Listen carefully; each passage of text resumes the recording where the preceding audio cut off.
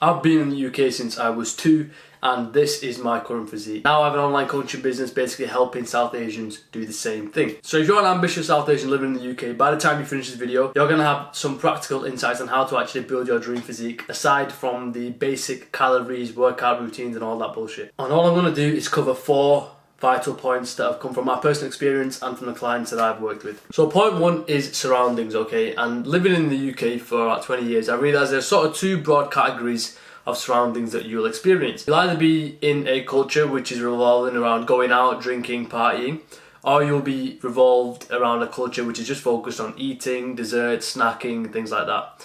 And having experienced both, I would personally say that both of those lifestyles are not conducive to building a top 1% physique if that is your goal. See, the alcohol lifestyle just leads to slower fat burning, messes up your routine, you miss gym sessions and you start overeating to compensate and you start just becoming an overall less productive person. And if you're just in that eating surrounding, all you're going to do is tell yourself, oh, you know, I'm not drinking, I'm not going out, I'm not doing that, so it can't be that bad. And you learn emotional eating. So you keep eating to make yourself feel better when something goes wrong, and that's just a never-ending lifestyle loop. And you keep doing that for the next 10, 15, 20 years until you get to a physique which you really, really don't like. So what I've noticed is that a lot of the South Asian community fall into that second category where we just love to eat and we love to go out for food, eat desserts and things like that. And I want you to check your friendship group, and I promise you there will be less than 2 people who are in really incredible shape. Now I think this is important because you don't rise to the high standards that you have for yourself. You always fall the standards of the pack. So if you look around and you see your friends and they are not inspiring you to change and build a physique that's really, really good, maximize your health and fitness, you might have to do what I did and spend some time alone. At least until you've obtained that physique and you've built the lifestyle and the habits to maintain that. Point number 2 is to respect your palate. Having grown up with fresh, home-cooked meals for 18, 20 years, it's going to be very difficult for you to just let those flavours go. It was for me anyway. So I remember when I first got into the gym life, you know, in school, when I was watching these YouTube videos, how to get, you know, in better shape.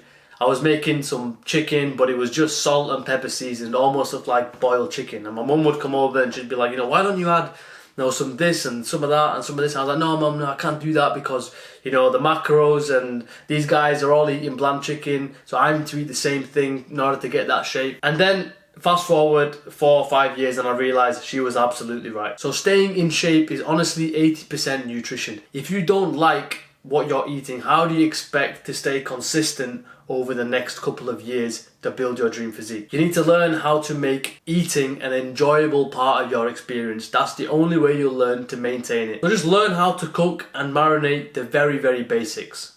Chicken thighs, chicken breast, some steak, some beef mince, omelettes. Use seasonings like cumin, paprika, garlic, Himalayan salt, pepper, and learn to cut and saute some vegetables like onions, pepper, mushrooms. And when you combine this with the food that you're eating, it's going to taste so much better. Then that will be the difference between you eating the right foods and you going for those shitty options. And not only that, you're going to start to learn more about nutrition and how to eat properly and how your body responds to certain type of foods. So you're also building a very important knowledge base. And on top of that, while you're cooking and making food, you're building a positive habit. So point number 3 is to shut your trap. One thing I love about South Asian culture, and I also hate, is the fact that we all love to talk. We talk and talk forever, especially about things that we're going to do and our plans, because we're always trying to seek validation from other people. And I'm massively guilty of this myself. And I'll tell you why this is a problem. So when you go around and you tell all your friends, oh, I'm gonna get in shape, I'm gonna, you know, get ripped by summer, I'm gonna do this and that and the other, they're all going to respond to you in a positive manner. Obviously, they're obviously all gonna be like, yeah, well done, that's sick, I'm proud of you, keep doing that. And then your brain starts to learn that pattern. So your mind starts telling you, if you just say you'll do something, your friends will validate you and you will feel better.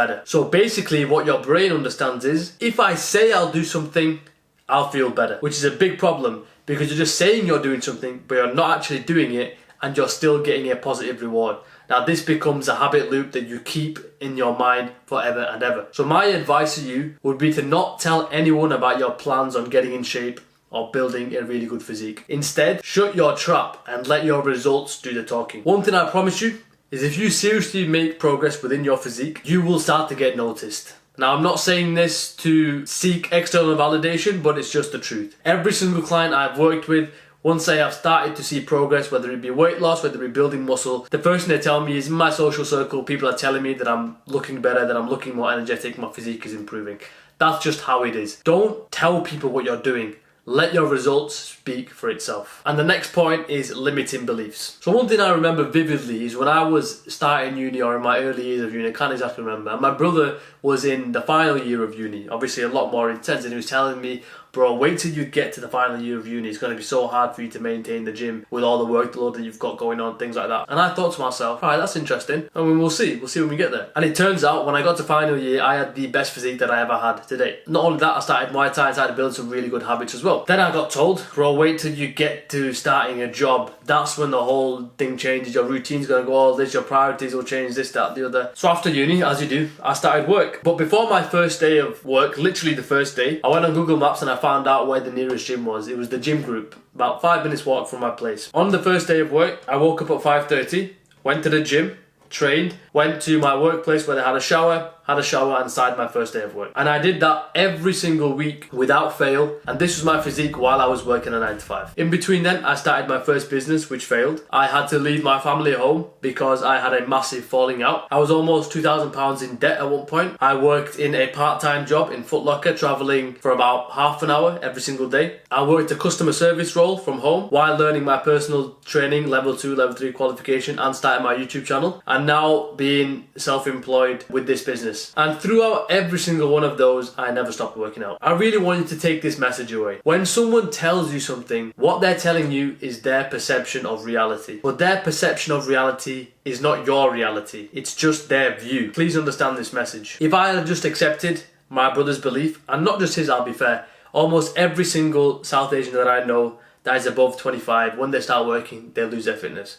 If I had adopted that same mindset, then really think about this. I would not be in a position where I'm living my dream life. I get to wake up when I want, I get to work when I want, and I'm in the best shape of my life. And that is because I stuck to the gym. And I stuck to working out and I enhanced the skill and something that I enjoyed. Yes, this applies to the gym, but it also applies to your life. Do not let other people's limiting beliefs be the cause of you not taking the action that you really, really want to. Your genetics, your work schedule, family time, traveling, all of these are excuses handed to you by your surroundings, and you have the choice whether to accept or deny them. So I made a conscious decision to not accept those excuses and not place those limits on my beliefs. And because of that, alhamdulillah, my life is going in a trajectory of my vision, of living my dream job and being in incredible shape. So just to summarize, improve your surroundings or spend some time alone. Learn how to cook enjoyable and tasty food so you stay consistent with nutrition. Don't talk about what you're doing, let the results speak for itself, and don't let other people's limiting beliefs stop you. Hope that helped.